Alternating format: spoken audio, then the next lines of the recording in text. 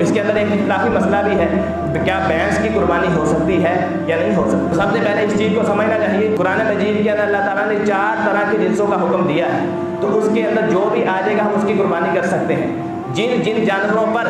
ابل کا لفظ بولا جائے گا، ابل اونٹ کو کہتے ہیں، جن جانوروں پر بھی ابل کا لفظ بولا جائے گا تو ہم اس کی قربانی کر سکتے ہیں۔ آج اس وقت اونٹ کی 7 قسمیں ہیں، پوری دنیا میں 7 طرح کے اونٹ ہیں، 7 طرح کے۔ تو رسول اللہ صلی اللہ علیہ وسلم کے زمانے میں سارے تو نہیں تھے، لیکن سب کو ابل کہتے ہیں، سارے ابل کے تحت آ رہے ہیں، ہم سب کی قربانی کر سکتے ہیں۔ اسی طریقے سے بکر کے کئی نسلیں ہیں اس کی بھی، تو گائے بھی بکر کے اندر شامل ہے اور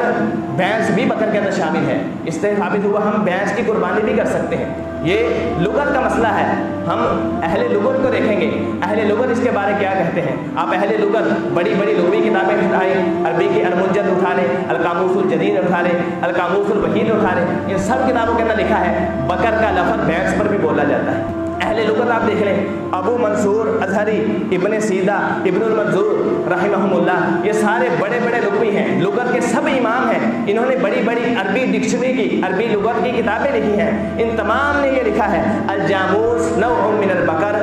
یہ جو بھینس ہے یہ گائے کی قسم ہے۔ بھینس اور گائے دونوں ایک چیز ہے، گائے اور بھینس دونوں ایک چیز ہے۔ جیسے گائے کی قربانی ہو سکتی ہے، بالاتفاق بھینس کی بھی قربانی کرنا جائز ہے۔ یہ اختلاف پہلے نہیں تھا،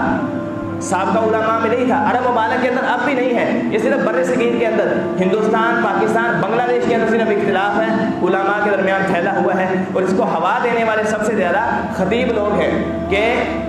بھینس کی قربانی کرنا جائز نہیں ہے، بھینس کی قربانی کرنا غلط ہے۔ حالانکہ جو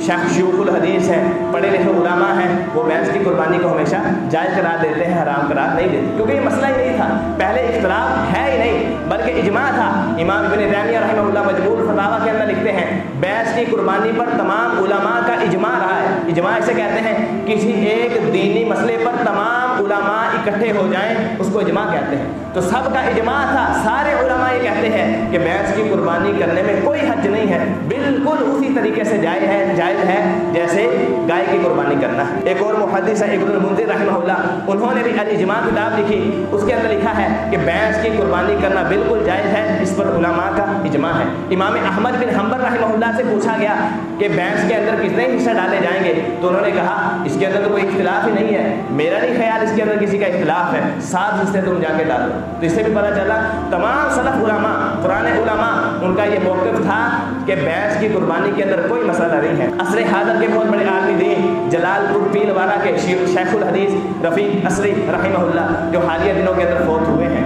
ان کا بھی یہ موقف تھا، وہ کہا کرتے تھے بھینس کی قربانی کا مسئلہ لوگوں نے اب چھیڑا ہے،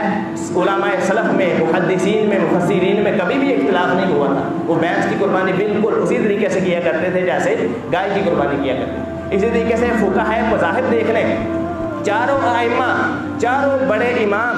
امام احمد بن حنبل رحمہ اللہ، امام مالک رحمہ اللہ، امام شافعی رحمہ اللہ، امام احمد بن حنبل رحمہ اللہ، چاروں بڑے امام یہ کہتے ہیں کہ بھینس کی قربانی بالکل اسی طریقے سے جائز ہے جیسے گائے کی قربانی کرنا جائز۔ تابعین میں سے دیکھ لیں، عمر بن عبدالعزیز رحمہ اللہ، حسن بصری رحمہ اللہ، کتنے بڑے محدث ہیں، عمر بن عبدالعزیز رحمہ اللہ کتنے بڑے فقیہ تھے، کتنے بڑے محدث تھے، یہ بھی کہا کرتے تھے کہ بھینس کی قربانی بالکل اسی طریقے سے جائز ہے جیسے گائے کی قربانی کرنا جائز۔